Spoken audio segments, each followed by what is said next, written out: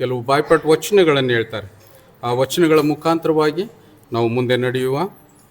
ಮೊದಲನೇದಾಗಿ ನಮ್ಮ ಸಾಕ್ಷಿ ಬರ್ತಾಳೆ. ಮೈಕ್ ಕೊಡ್ರಿ.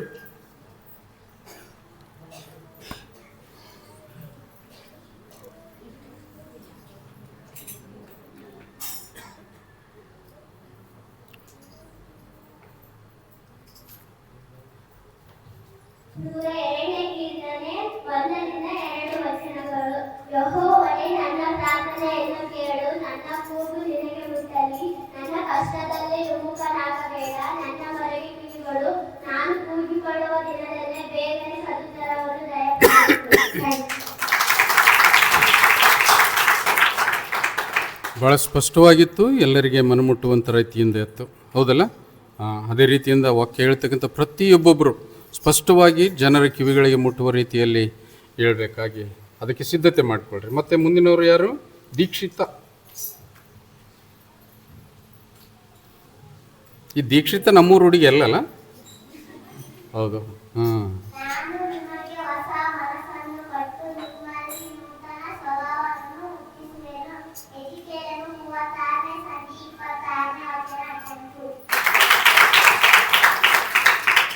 ಹೌದು.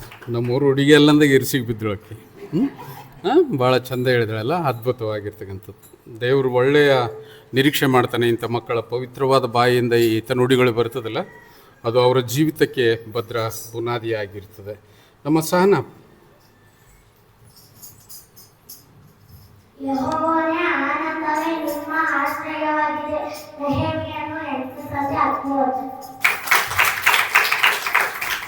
ಇವರೆಲ್ಲ ಕಾಂಪಿಟೇಟರ್ಸ್ ಆರ ಇವರು, ಒಬ್ರಿಗಿಂತ ಒಬ್ಬರು. ದೇವರು ಅದ್ಭುತವಾಗಿ ನಮ್ಮನ್ನು ನಡೆಸ್ತಾ ಇದ್ದಾನೆ. ಇನ್ನು ಕೆಲವರಿಗೆ ಪೂರಕವಾಗಿರ್ತಕ್ಕಂಥ ಅವರ ತಂದೆ ಅಥವಾ ತಾಯಿ, ಅಕ್ಕ ತಂಗಿಯರು ಅವರಿಗೆ ವಾಕ್ಯ ಕಲಿಸ್ತಾ ಇದ್ರಲ್ಲ, ಅವ್ರನ್ನೂ ಕೂಡ ದೇವರ ಆಶೀರ್ವದಿಸಲಿ. ಸಹನ ಕೂಡ ಒಳ್ಳೆಯ ವಾಕ್ಯವನ್ನು ಅದ್ಭುತವಾಗಿ ಹೇಳಿದ್ದಾಳೆ. ಮತ್ತು ಅಂಕಿತ ಹೇಳ್ತಾಳೆ ಈಗ.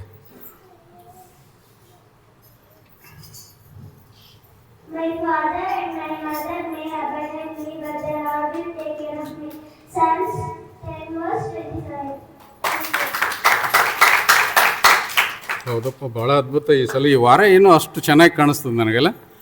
ಅದ್ರ ಜನ ಇಲ್ಲ ಅಷ್ಟೇ, ಆದರೆ ಇದ್ದದ್ರಲ್ಲಿ ಅಷ್ಟು ಚೊಕ್ಕವಾಗಿ ಅದ್ಭುತವಾಗಿ ದೇವ್ರ ವಾಕ್ಯ, ಒಳ್ಳೆಯ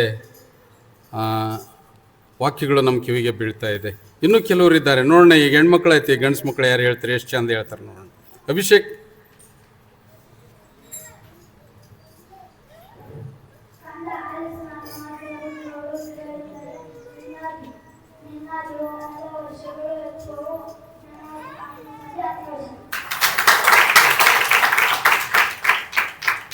ನೀನು ಇಂಗ್ಲೀಷ್ ಮೀಡಿಯಮ್ ಅಲ್ಲ?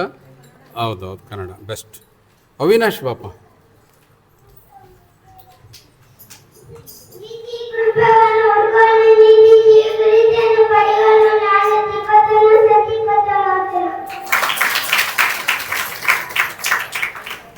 ದೊಡ್ಡ ಗದ್ದಲ ಇದು. ಹೌದೌದು, ಭಾಳ ಅದ್ಭುತ. ಮಕ್ಕಳ ಮುಖಾಂತರವಾಗಿ ಈ ರೀತಿಯ ಪ್ರತಿಕ್ರಿಯೆ ದೇವರು ಮೆಚ್ಚತಕ್ಕಂಥದ್ದೇ ಆಗಿದೆ. ದೇವರು ಪ್ರತಿಯೊಬ್ಬೊಬ್ಬರನ್ನ ಆಶೀರ್ವದಿಸಲಿ. ಈ ಅದ್ಭುತ ವಾಕ್ಯಗಳು ನಮ್ಮ ಚಿಕ್ಕ ಬಾಯಿಯಿಂದ ಬಂದರೆ ನಿಮ್ಮ ಜೀವಿತ ಭಾಳ ಉನ್ನತಕ್ಕೆ ಇರ್ತದೆ. ಪ್ರತಿಯೊಬ್ಬೊಬ್ಬರು ತಿಳಿದುಕೊಳ್ಳ್ರಿ, ಅದರಲ್ಲಿ ನೀವು ಮುನ್ನಡೆಯಿರಿ. ಮುಂದಿನ ವಾರ ನೋಡೋಣ ಯಾರು ಎಷ್ಟು ಚೆನ್ನಾಗಿ ವಾಕ್ಯ ಹೇಳ್ತಾರೆ ಅಂತೇಳಿ. ಯಾರಿಡಿ